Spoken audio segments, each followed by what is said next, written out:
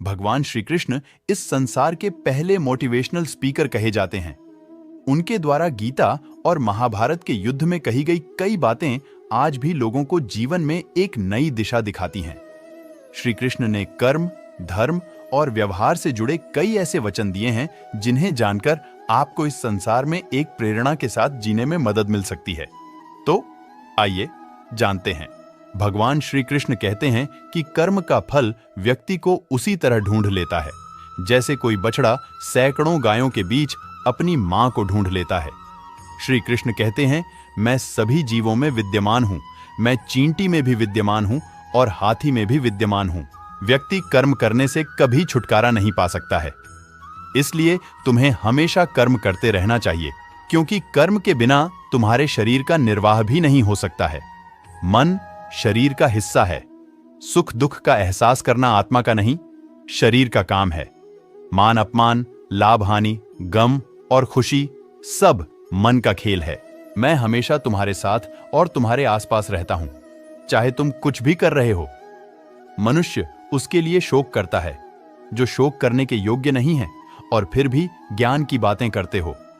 बुद्धिमान व्यक्ति ना जीवित और ना ही मृत व्यक्ति के लिए शोक करते हैं।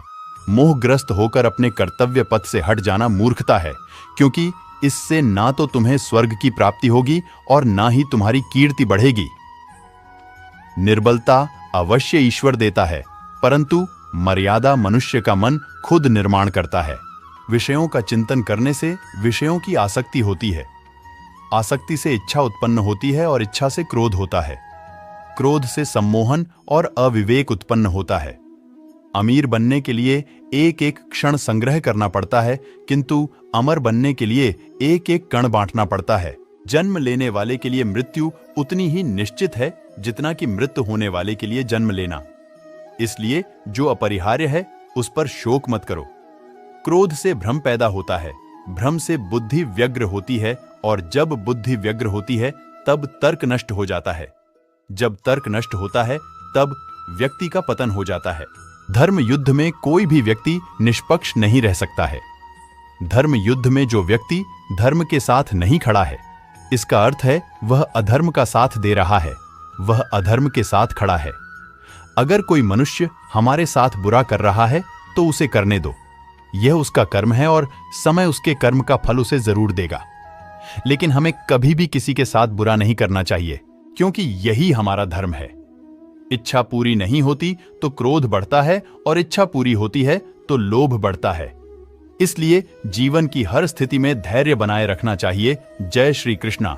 जैसे इसी जन्म में जीवात्मा बाल, युवा और वृद्ध शरीर को प्राप्त करती है, वैसे ही जीवात्मा मरने के बाद भी नया शरीर प्राप्त करती है। इसलिए वीर पुरुष को मृत्यु से घबराना नहीं चाहिए। न यह शरीर तुम्हारा है न तुम शरीर के हो। यह अग्नि, जल, वायु, पृथ्वी, आकाश से मिलकर बना है और इसी में मिल जाएगा, परंतु आत्मा स्थिर है। आत्मा अजर अमर है। जो लोग इस आत्मा को मारने वाला या मरने वाला मानते हैं, वे दोनों ही नासमझ हैं। आत्मा ना किसी को मारती है और ना ही किसी के द्वारा मारी जा सकती है। आत्मा ना कभी जन्म लेती है और ना मरती ही है। शरीर का नाश होने पर भी इसका नाश नहीं होता।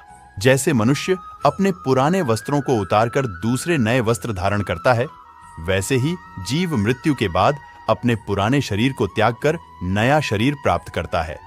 शस्त्र इस आत्मा को काट नहीं सकते, अग्नि इसको जला नहीं सकती, जल इसको गीला नहीं कर सकता और वायु इसे सुखा नहीं सकती।